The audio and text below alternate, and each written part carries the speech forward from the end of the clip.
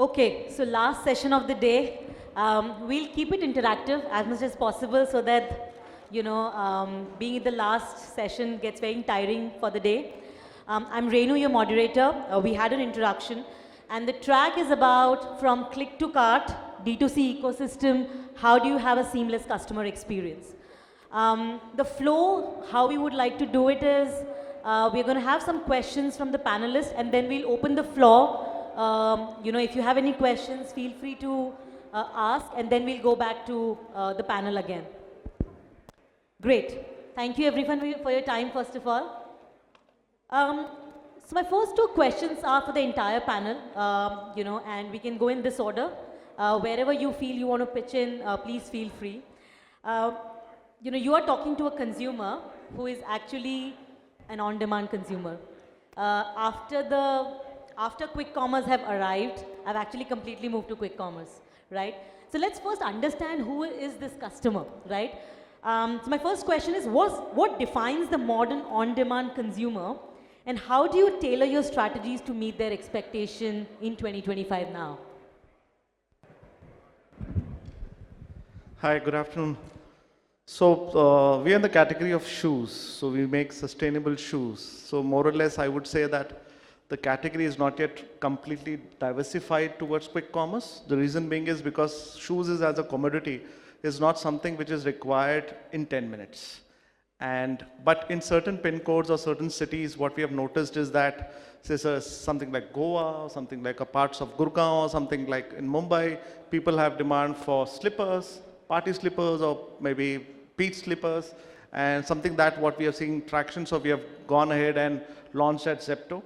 But I would say it's still early days for footwear as a category to crack on quick commerce. But people are ready to wait for 24 hours, 48 hours, and we are trying to serve all the consumers within that time frame.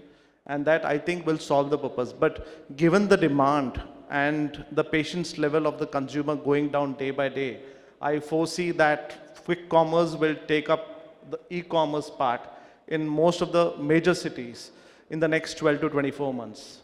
Got it. And I want to just correct myself that when I say on demand, I'm also looking at customers who are looking at faster delivery, maybe through your own D2C sites or marketplaces as well. Just correcting myself. Yeah. Hello everyone. We are in the space of food.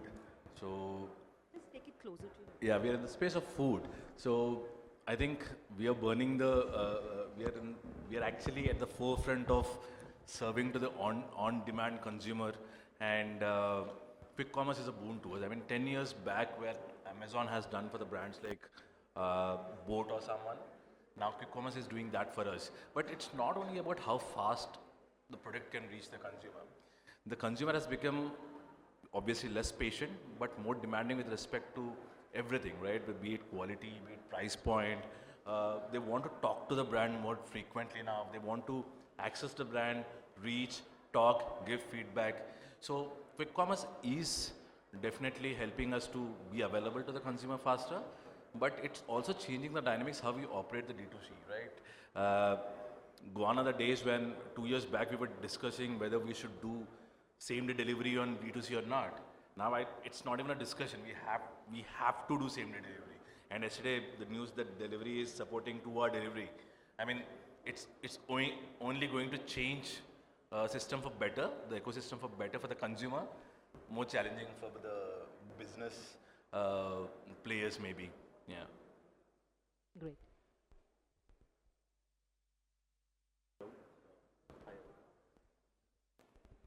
Hello. Yeah. Hi everyone. So we are in the beauty and personal care space, mCaffeine and Hyphen, both the brands. So, the consumers, I think, quick commerce is a reality for someone like us, and we are already present on all the channels, and we're getting very good traction. So consumers, they need a reason to purchase. So be it our own D2C, be it e-commerce, other marketplaces, or be it quick commerce. So I think by design, quick commerce cannot have all the inventory or all the SKUs. It's the platform is like that. So for us, at least the strategy that we use is the D2C space is where we have all the awareness for the consumers, and it still is about 40-45% of our sales, our own D2C channel. Quick commerce is more like a distribution channel wherein if consumers are present, if they want probably their face wash in 10 minutes, we have to be there. It is making a lot of sense for us, being present on all these channels. Even the P&L is, but yeah. So be it quick commerce, be it e-com, or be it our own D2C brand, the consumer has to have a reason to purchase. So like if they're coming to my website, they get the complete listing of SKUs. Also, there are loyalty plans and stuff that they would find only on our website. If they're going to quick commerce, well and good, but that's for the quick delivery bit. Similarly, e-commerce has certain offers, value benefits that consumers find. So I think wherever the consumers are, they just need a good reason to buy, and they would hopefully purchase. Great. Apeksha? Hi. As a food brand, for us, quick commerce is definitely one of the fastest growing channels right now. And I think quick commerce is fast becoming the new e-commerce, because they're selling literally everything slowly. And I think today's consumer, they're very aware, they're very picky, and they're spoiled for choice as well. Especially with quick commerce, now they can get everything delivered within 10-15 minutes. And also, they can compare brands and discounts at the click of a button, right? Within a couple of minutes, they know, okay, where they can get the best deal. So I think as a brand, it's kind of challenging also to meet that expectation, because I think a discount has become like a expectation. It's not, an offer once in a while now. It's like a regular thing. So making sure that, you're not discounting yourself too much, and at the same time getting your customers to buy your product, that's one thing that we have to kind of focus a lot on. And I think for me, strategically, what I would love to work towards and eventually achieve is to get those customers buying on quick commerce to come to our website, because they are discovering us on quick commerce and purchasing. But again, someone said that there's a limited amount of SKUs available there, and I would love for them to come to our website and experience the brand more and engage with us more and discover the entire range and try more products as well. And I think also speed is something which we have to kind of focus on, because with quick commerce and initially with Amazon, customers are just used to getting things very, very fast. And the only challenge with your own website is that it takes time to deliver, So that's something that I think strategically we have to work upon. Got it. Anuj? Hi. So we are also into footwear space, and very correctly mentioned, like footwear is something that obviously a lot of people do not want it in 10 minutes. But then Indian consumers, I feel today, they are a lot of, I find them more experience driven. So obviously speed is something they want, but then I also feel that they want seamless experience when it comes to your UI, right from discovery to delivery. It's very important. And I also, what I feel is a lot more personalization is what these days consumers are demanding. How you are able to understand their values and lifestyle is also very, of a paramount. So for a D2C brand, I feel obviously speed these days, on-demand consumers, as well as a journey, how you are able to, not just your UI, but also after sales, how you are able to give them a proactive customer support is very important. So these are few things that they are looking these days in D2C brands. Got it. Thank you, Anuj. In fact, Amar, you did mention that people do buy slippers. I am one such person that I buy slippers from quick commerce when there are guests at home. So great. What I want to ask you next is, and let's take a bifurcation for whichever brand. If you're not on quick commerce, we can skip it. But let's say today in 2025, a brand is starting, right? And the topic is click to cart. I think a lot of performance marketing agencies or in-house guys know how to bring traffic to the page, right? The bigger question is, how do you convert that? पहले तो add to cart करना है, फिर खरीदेंगे, right? But a lot of time the bounce rates are higher. That's on your D2C. But quick commerce, Amazon, Nykaa, maybe all of these platforms, you don't even know if you can kind of control that. So let's say pick up Amazon, quick commerce, and your own D2C. How do you look at this click to cart, and what are some of the hacks, if you can share, which helps people come to the page first, and then some of the hacks which actually help them add to the cart? See, let me be very honest with you. In terms of click to cart or you can say it in our terminology, abandoned cart. The easiest way to convert what most of the brands do is they just give some additional discount. And that's the irony. And probably that's something which every brand is working upon. Because sometimes I do keep getting comments saying that if you don't buy now, maybe in 24 hours, they'll give some additional 5% discount. This is mostly happening at D2C. But I believe that once there is a click to cart point, you need to optimize the funnel there and you need to focus on the brand first. So you need to focus ads which showcase the brand journey, showcase what the brand is capable about. Let's say in our category is footwear. So talk about the efficiency of the product. Talk how good the performance is, how the quality is of the product. In the performance marketing funnels, when it is closer to the add to cart part. So the bottom funnel. So that is where I think we can enhance the conversions. Discount is always going to be a trigger in Indian market. That is definitely going to be there. But I think more and more as and when we scale, like in our early days, we used to also call customers. People who used to abandon the carts or not been able to convert it during the last phase of the transaction. So, but now that the scale has grown up, so calling customers is not possible. Maybe you enhance by sending out personalized messages via different apps like WebEngage, CleverTap, all of these.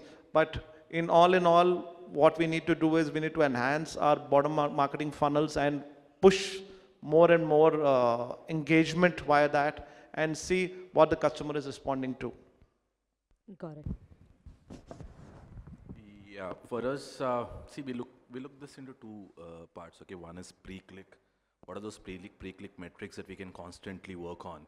So there, the effort is always to improve the CTRs, right? I mean, you keep testing, you keep creating content, and see how your CTRs will improve, and half of the time they don't. So, that's where the content formats, etc., will come into play and see which one is bringing the relevant audience at a cheaper price, right? But once the click happens, right, basis the platform, the metrics that you see and constantly work on changes. If it's your storefront, own storefront, yes, the UI, your speed, where they are falling off. The beauty is that you have the access to the entire data, right? You work on where am I losing the consumer, and that's where you like to optimize. And like Aman was saying, half of the time it's about discount, right? And that's what creates the FOMO. In some of the storefronts, we see people creating that FOMO, that only these many units are left, these many people have bought, give that validation. You do all those things to get maximum conversions on your website. But when you go to a Q-commerce or a marketplace, I'll specifically double down on Q-commerce, it's about how relevant you are to the search word, right? The discovery happens to search on Q-commerce largely. Are you bringing the audience through relevant keyword? If someone is purchasing, for us, for example, if someone is purchasing a chicken, right? Are we there showing them what are the chicken curry mixes they have? So if we are there, our conversions are higher. If we are showing it, say, very irrelevant, like dhaniya pe dikha rahe hain, so we'll get low conversion. So constantly searching those keywords and optimizing which is working well, and you get surprises. So you get a lot of surprising data there. Some of the keywords which we thought are not relevant to us, but somehow the consumer behavior, because they bought that particular SKU or that particular product, they look for similar convenience-based products in the category. So we double down on that. We constantly optimize. I think our team will agree with this. We optimize by the day, not even by the week. We optimize by the day, and that's how the journey keeps going. And it keeps changing from December to January, from January to February. Yeah. Got it. And is it true that, if you give discounts on food, probably it's the reverse psychology which works, saying why there's a discount on food? Is it going to get expired? Do you also look at that angle while pricing it, especially in add to cart? I think two things. One, consumers have limited memory with respect to what offer they got. But irrespective of what they say outside the purchasing point, that they look for value, but they still go for the discounted price. Number two, as a brand, it becomes important to not always keep discounting, right? To be frank, consumers don't think whether they're getting 10% discount or 12% discount, but they do think whether they're getting discount or not, right? So it's important to play within the, what we call, acceptance level of discounting. No, it should not be seen like you're always a discounted brand. But for us, being a new category, building a new category, we have to see what is bringing us more trials, right? Once the trials happen in particular location, particular channel, you slowly wean off the percentage of discount you're giving. But yes, like Apeksha was saying, there's spoiled of choices, right? Everyone is doing, so the conversion tend to go higher with respect to the brand which is giving more discount, but in the long run, everything will get kind of consolidated. So we are very sure that how we want to, month on month, how we want to wean off and come to a level where we are not seen as a discounted brand. Got it. Thank you. Shashwat. So, yeah, so specifically talking about the D2C bit, our own website. So content is one that would first help get customers on the website. So like he mentioned, there are a lot of plays which are being done to find the exact correct content, but the messaging on that content and the messaging on the page on which the customer lands, it has to be consistent. Like I mentioned, the customer has to have a reason to buy. Also, they are looking for very transparent communication these days. So there are specific products wherein, for example, there is a Hyphen product where the ingredient is the USP of that product. So if a customer is landing on that page, he will clearly see, okay, 10% so-and-so acid, and that is how it will help you. So if I break the website journey into two pieces, one is getting the customer to add to cart and then order by add to cart. So to get him to add to cart, the communication plays a very important role is what I feel. So there are some lip balms that we launched about 6 months back. They went viral and we unfortunately were short of stock. So that is when we launched our pre-purchase module, right? So you can order now, but you'll only get once we have the stock. So it'll take about 20-25 days. But that communication also is very well written. So if you're looking at that product, if you're trying to add to cart, it says that, okay, it is currently out of stock. You'll only get it in 20 days and no COD available for this kind of order. So that communication has to be there. That would essentially make the customer add to cart. After adding to cart is when discounts come into picture, and that's a reality. So after adding to cart, there are again a couple of steps, but let's say add to cart okay, and now he's selecting a payment gateway. At that time, you would obviously nudge saying, okay, 5% additional discount on, let's say, a prepaid order. Because internally, you also know that unit economics would make more sense. There would be less of RTO and stuff like that.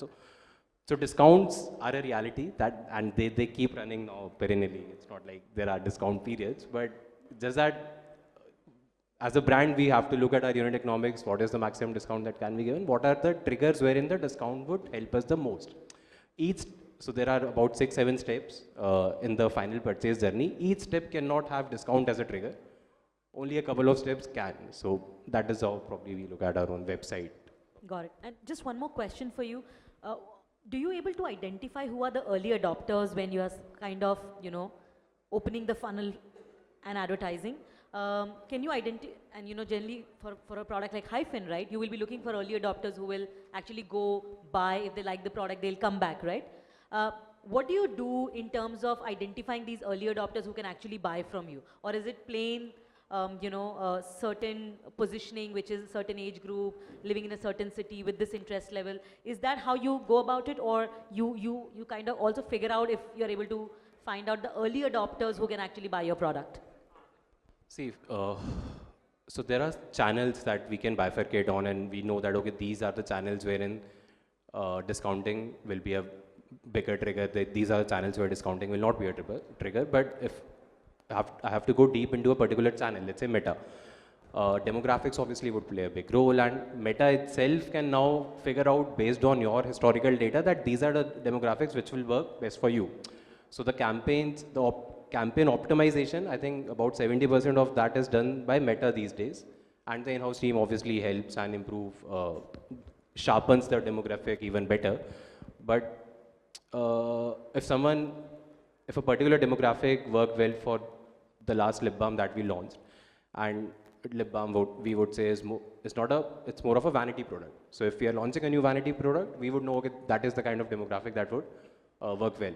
If it's a copper peptide serum, which is more of a performance-driven product, and we know, okay, historically this is the demographic that has worked better. That is how Got it. we would Thanks. select our product. Apeksha? So I think three of them have already mentioned some very relevant points, so I'm not going to echo those again, I think. I'll just touch upon the quick commerce space and the conversion there. So I think on quick commerce, we do get some data. Some of the platforms do have, that transparency on the back end where we can see the conversion rate and how many add to carts and how many checkouts. And I feel like on a quick commerce, it's more like, you have to just, if you're spending money where there's intent, right? Like for example, a search banner, where you're showing them a banner, but only when they're searching for a particular keyword, right? So then that intent is there. So it's more of a pull from the consumer side. Then the conversion is, higher, and if they add to cart, they're more likely to check out. Versus like say doing a category banner or a banner on the homepage where you're just scrolling and you end up seeing it, because that's more of a push from the brand. So because that intent is not there and they're just happening to see it where you end up burning money, there the conversion tends to be lower. So I think for a brand, if you want to increase the conversion, I think doing intent ads on the intent where the intent is very strong, there it definitely helps in terms of higher conversions. And another aspect is the discounting bit like we were talking about, right? So I think discounting, like it is a norm right now, but doing too much discounting, and if you're always on discount, like if you have 40-50% discount all the time, then that's definitely a negative, I feel, for the consumer, because and then that becomes like an expectation as well. But if you do like a higher discount, let's say on a Black Friday, that's okay, right? If you want to do a 40-50% or a BOGO on Black Friday. And on quick commerce, I think just having, like Nischal said, right, just a little bit of discount also. It doesn't matter if it's 10 or 12 or 15, but they just want to see that, okay, there's some discount, right? So if there's no discount, then that definitely negatively, affects the performance. But that range of like 5 to 10 to 15 is pretty, reasonable. And I think we have to just factor those costs into our, our expenses as well. Right. Got it. And how much does a brand has a control over price point when you're selling on quick commerce? Because I've been hearing complaints from brands that, they're not able to maintain price parity because suddenly one of the quick commerce player reduces the price, because we were discussing the earlier panel also, this end of sales or whatever, right? Yeah. How much control do you have as a brand and how do you solve for it? I mean, unfortunately, yeah, that has become kind of a reality now, and it's something that, most brands are battling with, because the quick commerce players in their war, definitely, they end up giving more discount from their side. And it is something that we are also fighting for, because we don't want to be known as a discounted brand, where everything is available at 20, 30, 40% off all the time. And we unfortunately don't have that much control, but I think as your sales increase, probably you have more leverage, and the more relevant, like the higher your contribution to that category for that quick commerce player, the more your power probably, So it's something that we are also battling with for sure. Thank you. Anuj. Yeah, so like everyone mentioned about a discount, but obvious discount allows you to have more add to carts. But on the contrary, what I feel is that when we are talking about a brand, it's more about trust and loyalty. So if you're solving a purpose, it doesn't matter to a lot of your consumers that you are at 5% cheaper today, because you are the only one serving that purpose for them. So they are anyways loyal for you. So that's what has been the strategy for Bacca Bucci. So like we all know that how silently this Meta and Google have actually become co-founders for us, because most of our orders are actually coming from digital marketing. But then it's also very important how visually appealing your contents are, how targeted UGCs you are doing, and what are your communication to your customers. So if they feel loyal towards you, if they feel that connection towards the brand, they'll always come. And in D2C, it's all about repeats, is what I believe, because discounts is when it's when consumers are impulse and not actually buying because it's a Bacca Bucci shoe. It's because they like the design, right? And if they find it 5% cheaper, they'll buy it more. But what I feel is that if Bacca Bucci is offering something that's unique, that's something that no one else is giving to them, they'll tend to come again, look for new few designs what the brand is offering, and that is what a brand has to earn. So my take on this is that it's more about what kind of contents you're pushing on your social media, how you're leveraging on that, how you are leveraging on your UGC contents, how good you are with your retargeting, remarketing campaigns, and also post-sale service, like how well you are connected with your consumers after your sale has happened, and collecting feedbacks if they have any negative also, how you are making sure that you are giving them an appropriate response to them as to this won't happen again. So all of these works a lot. Got it. And what's the average repeat or percentage for your category in general, right? Because you did mention about it. Yeah, so I think Neemans and Bacca together on his stage accounts for a lot of D2C footwear altogether. So Neemans and Bacca यहाँ stage पे I think बहुत majority of D2C Indian sneaker तो stage पे है.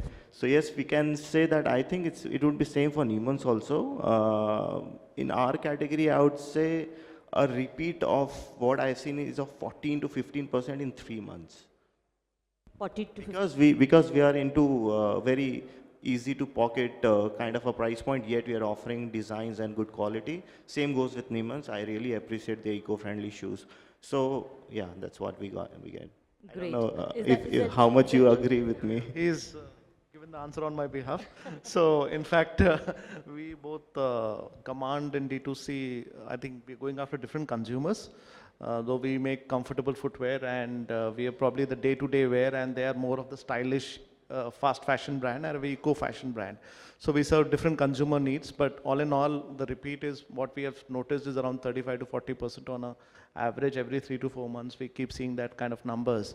And given that we have a lot of SKUs, because initially when we started, we were just with 4 SKUs, and with just 4 SKUs, we hit 1 crore in a year and a half.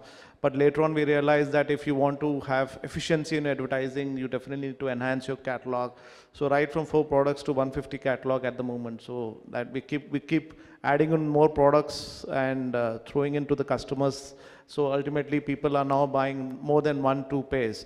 When we started out, it was, I think, the trend in US was 3.2. In India, it was 1.1, 1.2. Now it is close to 2.2. In just 5 years. So that means 2.2 pairs of shoes have been bought every year. So shoe as a category is growing. Whereas in US, I see a trend of 6.8 or 7 at the moment. That means 7 pairs have been bought on average. So India as a category in footwear is growing rapidly, and people are now looking out for more and more choices, giving opportunities to young brands like us, and definitely the market is fairly big in terms of repeats. As long as you are serving your customers' needs, being loyal to them, creating a community, or I would say creating a cult, that's more important, because ultimately it's like you are in the world of quick commerce, you're in the world of e-commerce, you probably need to have your own loyal community, which is not really looking at discount, as Anuj mentioned. It's just not about discounting. Discounting is always a factor which can push the purchase, but it's definitely the product efficiency. That's something which people look up to. Yeah. One more question for you, Amar, and this is in continuation what you discussed. Shoe as a category also has higher returns. Yep. Right? Because it doesn't fit. And also, it's also an experience category where you want to wear it, feel it, if it's comfortable, it fits in. A 7 size maybe in Neemans will fit me very differently than a Bacca, right? How do you sort of solve for this problem? That's question number 1. And just add on to that, the top 2 marketplaces, if you have to start today in 2025 in the shoe category, where would you launch? So to the first question, in terms of sizing, the problem is still, I would not say it's completely solved. The reason being is in different parts of India, you have different people and who probably are the structures of the foot. Let's say if you're talking about south, in certain areas, you would have people with broad foot. Similarly, if you go to east, you'll have people with narrow foot. And most of the time, people don't know their foot sizes. And ultimately, they said, I'm wearing Bata or I'm wearing Skechers of these size. But when they go to a different brand, it's altogether different because the silhouette is different. The product mix is different. In our case, we use a lot of sustainable materials. In the case of Bacca, they use a lot of materials which are made of PU, maybe leather or other things. So ultimately what happens is our products take the size of the foot, wherein you can feel your fingers. So similarly what happens is my 7 may not fit him into 7.5 or 8 of Bacca, or even Adidas or Nike may not fit in. So that challenge is there within the industry, and specifically in e-commerce, that's a big challenge. That's the reason even the first quick commerce is very skeptical to go deeper into the footwear category. The reason is because of the sizing issue. Because at least in e-commerce, you can see where people are open for exchanges in 24 hours or 48 hours if you order from Myntra or Amazon. But again, quick commerce, I have been speaking to many people in Blinkit, Zepto, they say that we're not able to crack the return category because that is something which nobody can complement, saying that if you have your foot size has so and so centimeters, your size 7 would fit in, 8 would fit in. There are so many apps which are trying to solve this problem. We collect a lot of data and do that piece. We do a lot of sizing for the molds and do that piece, but we're still not accurate. So we're still trying to crack that category. So I would say it's still work in progress for the entire industry on e-commerce. Similarly, if you ask me in today's world, if somebody wants to launch footwear, I would say please don't launch. Don't build in competition for us. And so we also probably the new age brands keep coming in, and it sometimes adds on to traffic, and ultimately the Facebooks and Googles of the world gets benefited, not us or not the other brands. I would say definitely launch if you're really keen to do something different. I would say launch on Myntra or Amazon. If you want to launch on marketplaces, launch a very lean catalog. Understand what your product is, what the market is, and once your product has demand, then these people will come back to you. If not, you will get lost in the returns, exchanges, and the commissions or the marketing budgets. So the product is the hero. The brand can always become a hero. Maybe you can see that in the next years to come, but the product comes first. So work on your product. As long as the product is good, the market is always there. Thank you so much. Just to add on that sizing thing, there is a good news. The government of India is actually collecting data across states. I guess you guys must have heard. India is about to launch its own sizing system. Currently, we are using UK and US and Euro as our foot sizes. So India is soon about to launch BHA, which is BHA, as a sizing system. So yeah. I remember the longest time I used to say my size is Bacca XX, and then they used to pull out. And then when I traveled to the US for the first time, I realized, oh, I can also say now maybe a US 5, 6 or whatever. Great. Last question, maybe, Anuj, you can answer. Return percentage. We talk about returning customer, but he said return is also heavy. What is the general benchmark percentage of return do you look at in your category? See, if I have to talk for the category as a whole, what I have seen, RTO plus RTV, return to origin and return to vendor, collectively accounts to close to 28 to 30% for marketplaces. However, when it comes to our D2C, it's slightly different because we are more able to take care of our consumers post-service because we now have the data. With the marketplace, since we do not have a data, so everything what marketplace throws at us, we have to accept. So yes, for the industry, it's 28 to 30%, including RTO, RTV, where RTV would be close to 8 or 9%, and rest is RTO. Great. Shashwat, question for you, because you have two brands in your portfolio, mCaffeine and Hyphen. When mCaffeine was launched, right, I mean, especially all these strategy to bring customer to your page and conversion versus Hyphen has seen like a tremendous growth since it launched, right? I was reading Tarun mentioning you reached 100 crore in a year's time. Walk us through maybe in a minute's time, what changed in Hyphen versus mCaffeine? Is that the product itself, the brand phase, which is Kriti Sanon, or any strategies which helped actually build that faster than mCaffeine? Okay, so this is something probably Tarun would answer better, but I'll take a shot at. I think the institutional learning leverage that we had of the 8 years of mCaffeine is something that, were packaged and put into Hyphen. Kriti is a co-founder, and very few celebrity brands are there wherein the celebrity is a working partner and not only an influencer. So that is something that gets across to people. She's someone who's very involved with the product selection and very close to the customer. So that helps. That the awareness comes through Kriti a lot. But all the 8 years of learning of leveraging the supply chain, the operations, all that is what has gone into it, and that's why we are able to scale it at such a fast rate, and that too without burning money. So that's very important for us. So yeah. Got it. Thank you, Shashwat. Nischal, for you, CURRYiT has simplified meal preparation. How do you use your consumer insights to design products that fit into their busy lifestyle? Yeah, see, we go very deep with consumer insights as well as how we select the recipes of the new products, right? NPD process is very core to us. See, how we do it is, we check the search volumes, right, across Google, YouTube, what recipes are being searched, what are high demand products across regions, and India being so diverse, basis region, it keeps changing.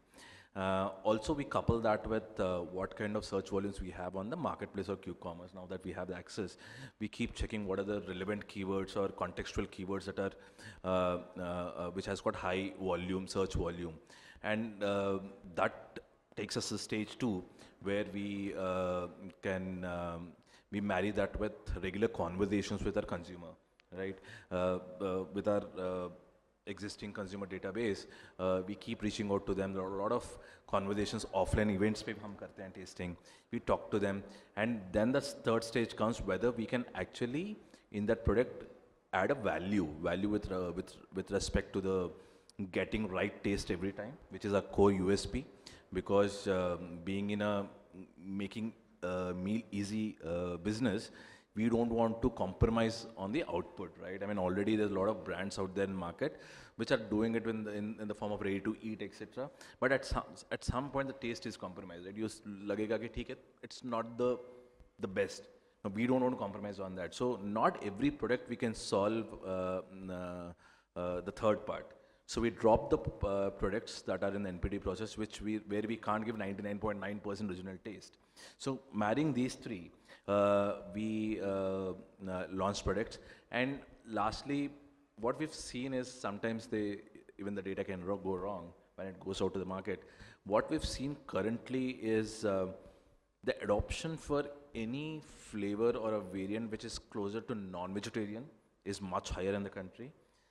With respect to vegetarian, I don't want to comment why, but so we've doubled down on the number of non-vegetarian recipes that we can create for our consumers, and it really worked wonders. And some products which has got global acceptance, like a butter chicken or a Kashmiri Rogan Josh or a Chettinad chicken, they go well across channels. But some products which have kind of a little bit of exoticness to it, very tough to make at home, like an Andhra mutton curry, very tough to crack it, and very rarely someone goes and search for that particular variant on a marketplace.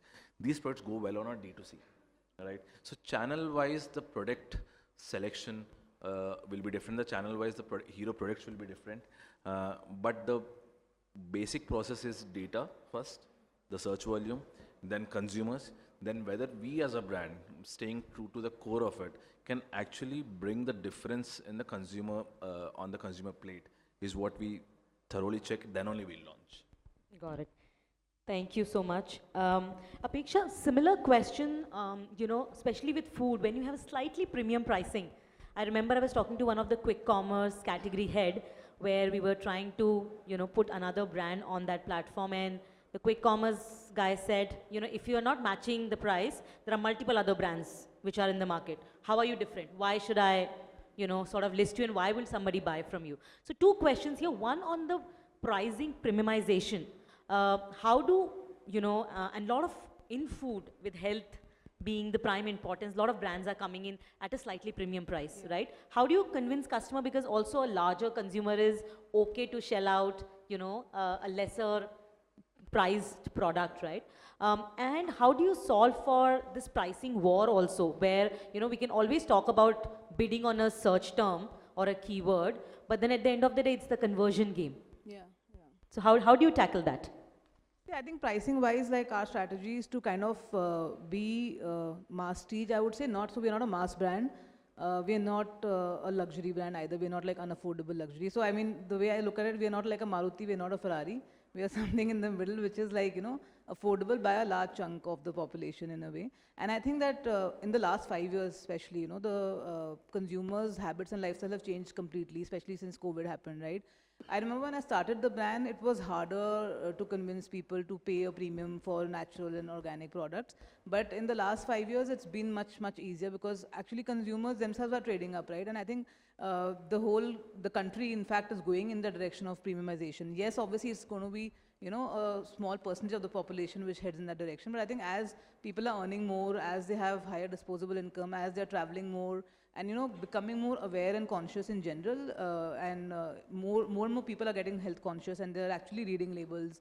They want to see what is in a product and what they're putting into the body. So I think that is the audience that we are catering to, and they understand that a natural product or something made with real ingredients is going to be more premium, more expensive than a mass brand, and they're willing to pay the price for that. The people who are aware, who are conscious, and who are willing to pay that extra to eat clean, they are our customer. And I think for us it's not that difficult, because we are a very transparent brand when it comes to our communication and our ingredients, and even like our labels are transparent, so people can actually see what they're buying, what's inside the bottle. And our we have a clean label philosophy, so we don't use any E numbers, no I numbers, nothing which a consumer cannot understand. And these are some of the principles that we do not compromise on.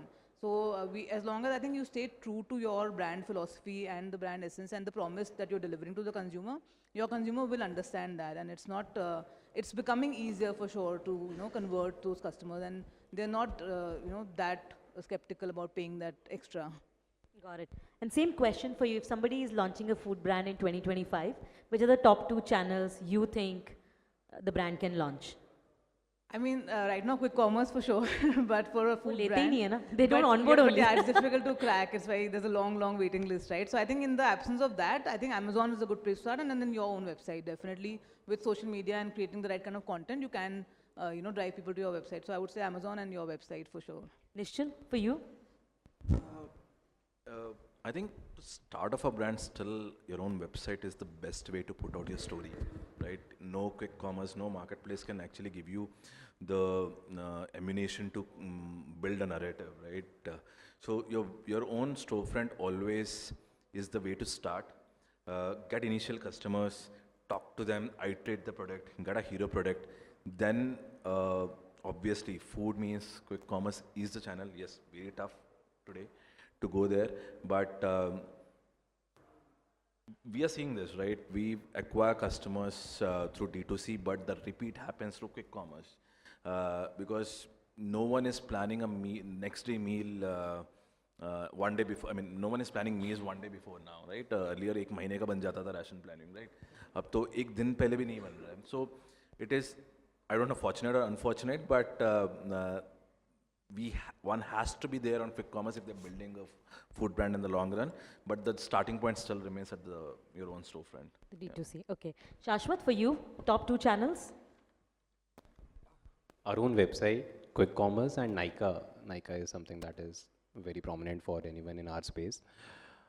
Quick commerce is quickly getting a lot of market share even for us, and website, like I mentioned earlier, that it's something that we would always want to have 40-45% share of our sales. So, have you seen any stagnancy in Amazon and Nykaa sales because your quick commerce is growing? For certain SKUs, very specific SKUs, not it's not a general trend.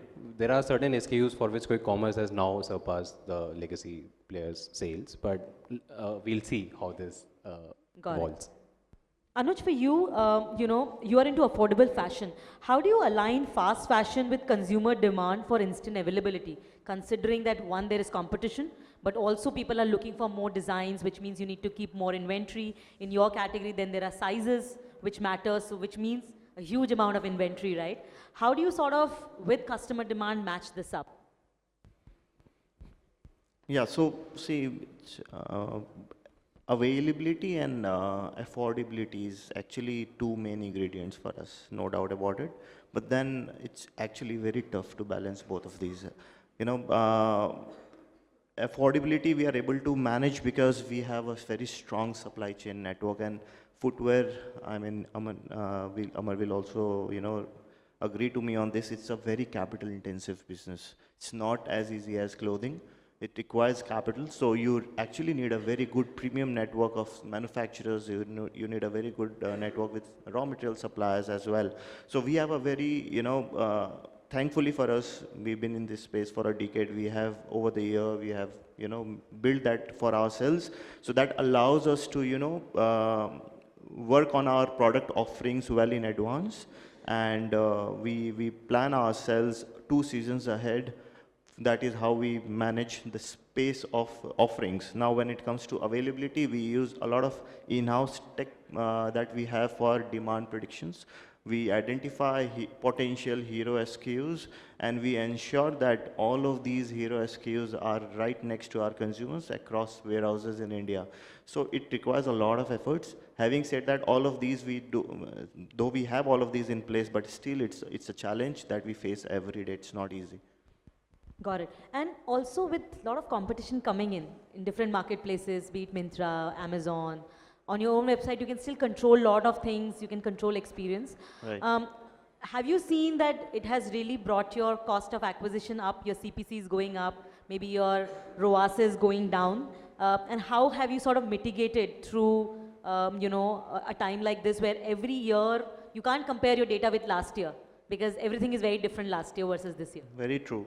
See, obviously CAC has grown over the years. I remember when me and my co-founder, when we first built our website 2020 COVID, when we got some time for ourselves, because we both come from a finance background, we didn't know tech, and we were running left, right, and center for agencies. But then finally, when we got time, we got to learn how to build a website ourselves. And then that is how our journey started. That is when we started digital marketing. The CAC used to be as less as 60 rupees. And I was like, what? I mean, why are we doing marketplaces for first 6 years? Why we're not doing, our own website? But now things have changed. Now it has evolved. Like we see there is a jump of at least 300%. But having said that, I would still say that our CAC is very much below industry average. And how we have been able to manage that is because the communication has always been key. What is that we want to show to our audiences? The content, you just see the contents that we use is actually helping us to build that, trust and loyalty towards the brand, and it's sort of helps a lot in our managing our CAC as well. Got it. And for you also same question, what are the two channels which you will pick if you have to launch a footwear brand in 2025? If I have to launch now, I would say it's in decade of India. Let's not just look at Indian market. Let's have that guts, day zero, heads on. Let's also target Amazon.com.in one, and also your website. Again, not just India. Make sure your D2C is also in US, across globe. So plan in a way that immediately, if not today, but yes, in next month, 3 or 6 months, you are able to scale it to global as well. Got it. Thank you, Anuj, for this. Amar, your brand is all about sustainability, right? So, I got to know about Neemans when I heard how the products are made. I was really impressed. My first Neeman purchase was primarily because of that and not really thinking too much about the comfort, right? My first instinct was that. Now, what's been your biggest learning in converting these conscious customers into loyal customers, right? And you said that I think the repeat is, I think, twice a year, which you mentioned. I think one of you mentioned. So again, while we started D2C. We didn't start on Amazon or we didn't start on any marketplaces. So we were all the while building only on the content piece. Content piece was something what we spoke about is that how do we make shoes from merino wool? How do we make shoes from PET bottles? How do we recycle them? How do we make shoes from recycled tires? How do we make shoes from organic cotton? So all the while we were talking about the product piece. Second, what we did is we enhance the product with the efficiency as well. Now again, no matter you are sustainable, but does it really have a great functionality or not? So for us, the functionality aspect was extremely important. So we went after the comfort factor. So what we did is we enhanced the comfort value for the consumer by adding in insoles, by adding in additional cushioning on the outsoles, by giving him the comfort where he can wear it all day long. So we started talking about the product again and again. So while we started talking about the product, we ensured that the product is world class in the first 2 years because we were only betting on the product. And when we bet on the product, we need to ensure that we give a seamless experience to the consumer. We have personalized messages, we have personalized conversations, and we continue to target the consumers even if there are some challenges. So let's say, for example, if there are some delivery hazards, we coordinate with the customer, we are there for them, we interact with them. So because in today's world where then the brand scales up, it will have challenges. So how do you communicate as a brand is extremely important. Similarly, how you talk about the efficiency of the product regularly again and again, that's something which helped us really well. Then it's just not about using sustainability. So we also use sustainable packaging. We talk about our packaging. We say that we are responsible as a brand. What we do in-house in terms of making sustainable choices. We talk about it on the social media. So we engage with a lot of UGC content as well, what we do in-house as a founder or as a team member, as a leader, what exactly is important to follow sustainable practices. So things changed post the COVID era. When we started, nobody was keen on sustainability. Nobody used to talk about sustainability. Back in Europe, US, everybody was talking about sustainability, but when we started, they used to say that, who will buy sustainability in India? Who will talk about organic materials? But soon after COVID, things changed. So we grew by, I think, 400 to 450% in just 1 year post the COVID era. So things have changed now. The customer is well aware that why is he buying this. Though the sustainability plays a vital role in terms of creating a talking point, but at the end, product is the hero. So we focus a lot on the product, and we engage with the consumer that why is he making sustainable choices. So in terms of sustainable choices, what is going in the product, what is really he's using as a material. So everything is well aware to the consumer. Got it. Thank you so much, Amar, for this. I'll just open the floor for any questions. So far, we are happy to take, because we would want definitely that those questions are also answered from the audience. Any questions, guys, so far?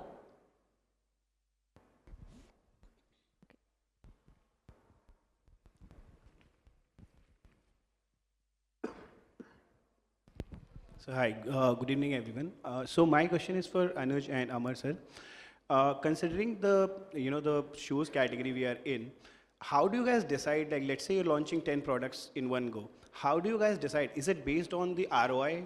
Like let's say this product reaches to a certain ROI in a platform, then we say that we want to continue this product, or let's say is it a time frame that we want to give it to a product? So how does it work for both of you? If you can answer me that. See, again, while we start as a brand, being a digital brand, we look at data. We, in fact, our morning starts with data, our afternoon starts with data, in the end goes with data. So we all the while look at what's selling, completely focused on the analytics part of it, because when we run performance marketing ads, when we look at optimizing the inventory, while being a sustainable brand, it's extremely important that you don't stock out or overstock inventory. So it's extremely important that what is the consumer wanting. So what we do is we initially start with maybe 200, 300 odd products in terms of the catalog piece. See the early response, because I might like the product, my colleagues might like the product, my team might like the product, but is the market ready for that? So we do a very small test, but again, our industry is wherein you need to, anything what we do will take at least 60 to 90 days to get a repeat order. So it's extremely difficult. So what we do is, while we launch a product, we say that, okay, it's not 200, it's 1,000, 2,000 products, because we are going to also optimize our marketing budgets for it. So let's say if my product does exceptionally well, I sell out in 1 hour with those 200 or 2,000 products. I don't have inventory. It takes 90 days to again refill it. It's a challenge. So when we launch an SKU, we say that this is the investment we need to do for this SKU, whether it does well or doesn't do well.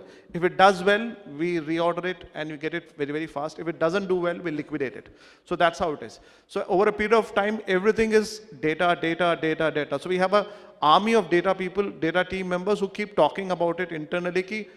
Let's not talk what is exciting for you. You may like it, but is the market ready for that? So we always predict via the data only. So we look at the industry analysis, we do a lot of competition mapping, we do what others are doing, we look at what others are doing, we maybe visit other stores, visit other websites, visit how the thing is. And sadly in India, innovation is not there in our category. So I would say that we also have a very, very strong R&D team, but we also get dependent on our Western counterparts, go to China, go to all these places, see what is happening in innovation. So things are moving in that direction, but still, I would say everything is based on the data.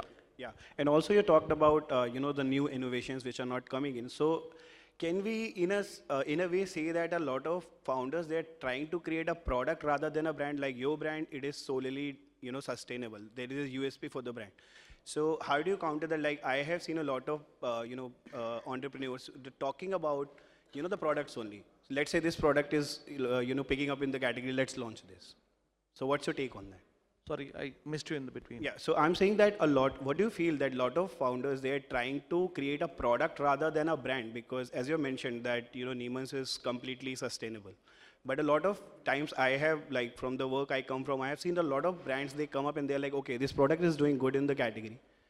So let's launch this product, right? So how do you see yourself, like having a clear brand is something which is more important, or launching a lot of products and testing out is more important? See, again, it all depends on the brand strategy for everybody. For every brand, say for example, if somebody wants to become a lifestyle brand, so in fashion they would say that let me launch everything, I've created a brand, let me launch everything under the same umbrella.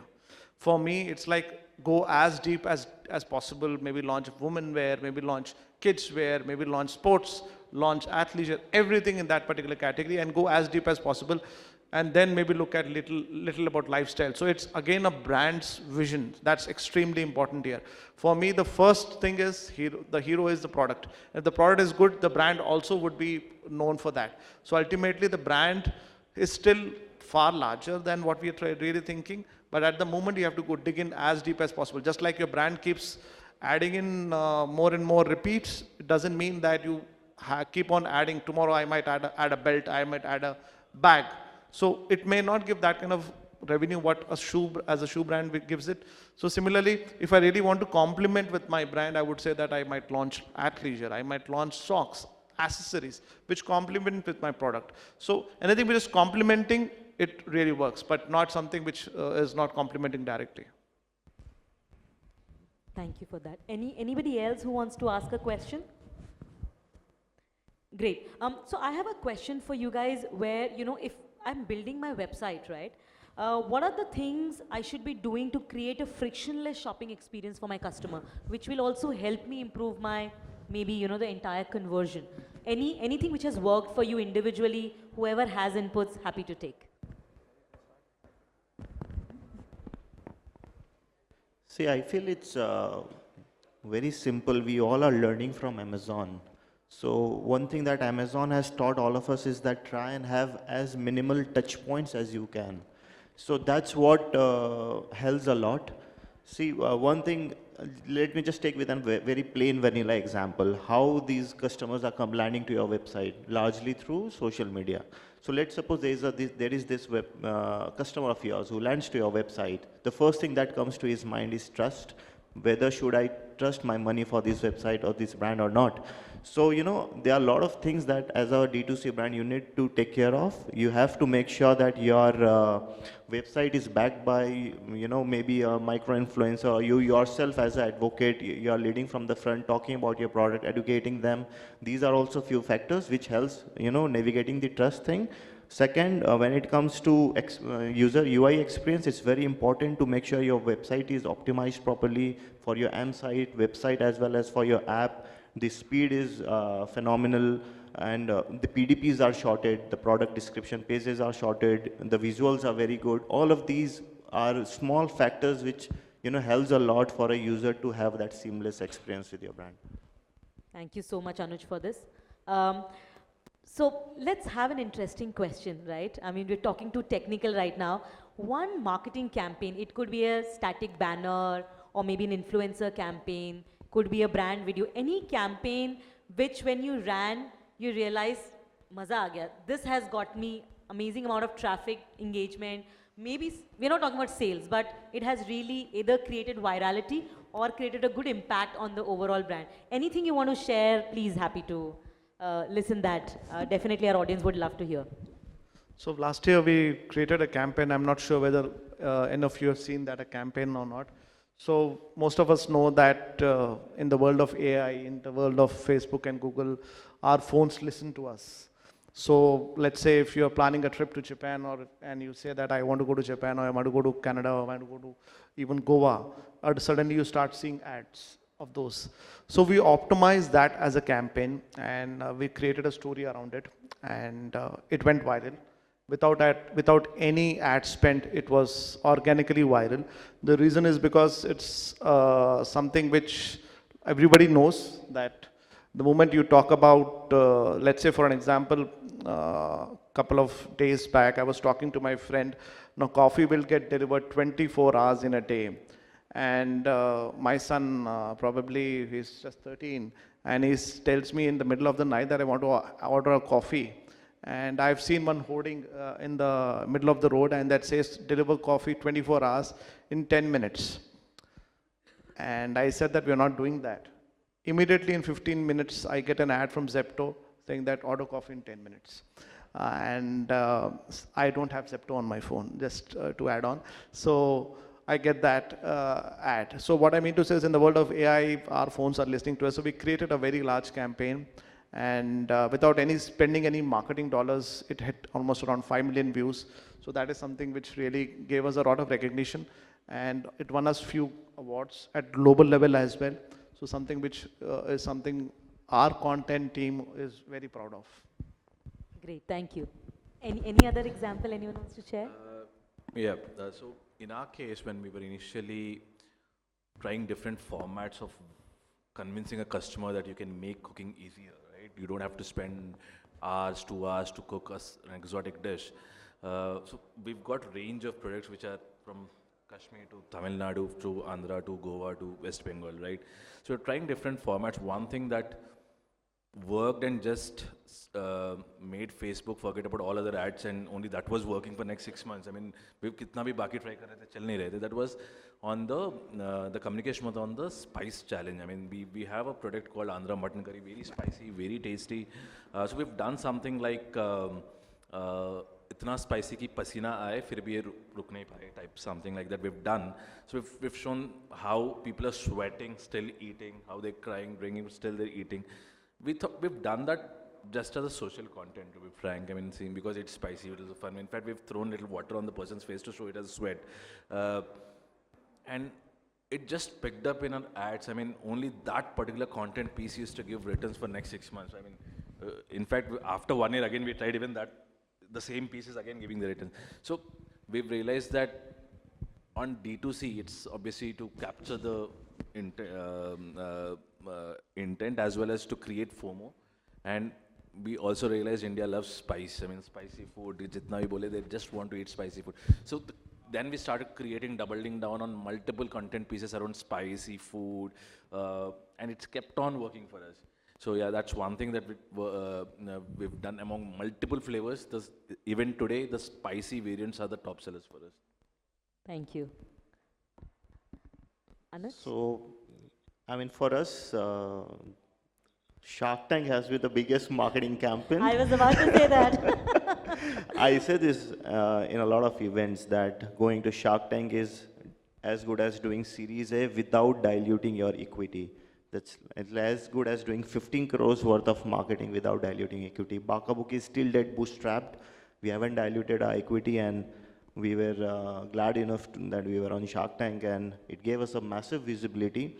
But then the icing on the top was that what we realized that we knew that there is an influx of traffic that is going to come to our website and our orders are going to spike. What we did right when we got to know that we are going on air, immediately I spoke to Singh, who also happens to be a sneakerhead himself and also was a host of Shark Tank Season 1, that wherever you are, I'm coming to shoot with you. And luckily he was in Dubai, but he was flying to Mumbai, and I was like, I'm coming Mumbai. And I just need your 3 hours. I quickly, took my team to Mumbai, and in 3 hours we wrapped up all those shoot, and I got his creatives as the homepage banner of my website and pinned his art, creatives on the top of my Instagram. Now what happened is that there was influx of traffic, but now all of these people who actually came to know about our brand for the first time, when they came to our social media, they saw that Ranvijay is already there. That helped a lot. So that the plateau effect that from Shark Tank that comes usually in a month's time, for us, it came after 5 months. So I would say Shark Tank with the icing on the top, Ranvijay, and then recently we did with Rohit Saraf, which was again a hit for us. Also, one thing that we consistently do is Vox Pops. In every weekends, we go to the streets. Our in-house content creators, they go and talk about our products to the consumers and collect feedbacks. Also, a lot of times we play games with them, like recently we did with the Squid Game. So that also helps a lot in marketing. I think we have at least 10 or 15 such Vox Pops where we have more than 5 or 3 million views. Great, thank you so much. That was actually lovely because I think having Run Vijay out there was really icing on the cake for anyone who is coming. In fact, Bacca Bucci, I actually heard that brand for the first time through Shark Tank, and your designs are really beautiful, and so is Neemans as well. Thank you. Great. Apeksha, quick question, going to technical a little bit, because in the food category, you basically talk about expiries, right? And you guys are primarily operating out of quick commerce because for food, that's pretty big. How do you sort of manage, your inventory in different, because you have to be on every dark store, right? So that at pin code level, you are available. How do you sort of manage that along with the challenge of expiry which comes with food product? I think expiry definitely it's a reality of the food industry, and we definitely have to kind of work towards. Luckily, I would say that we have managed to keep our expiry very, very low, and our returns because of expiry are like less than 2%, thankfully. And I think even though being a natural preservative-free brand, we've managed to crack our packaging technology, which gives us a decent shelf life of 12 to 18 months, and that helps us in keeping the expiries very low. And with quick commerce, I think now that we've been there for a few years, offline also and on quick commerce and others, so we have enough data that we are able to kind of forecast well and make sure that we have the inventory available, and we also ensure that we pick back stock before it kind of expires, right? If something is not moving, we just kind of pick it back up and make sure that we don't push that product then. That helps us control the expiry and returns as well. Thank you so much. I think we are done with our timing. Apologies for keeping you guys waiting. You guys were a wonderful panelist. Thank you so much for your time. You guys were a lovely audience. Thank you so much for your time. If there's any question, feel free. Otherwise, thank you. And this was the last session for the day.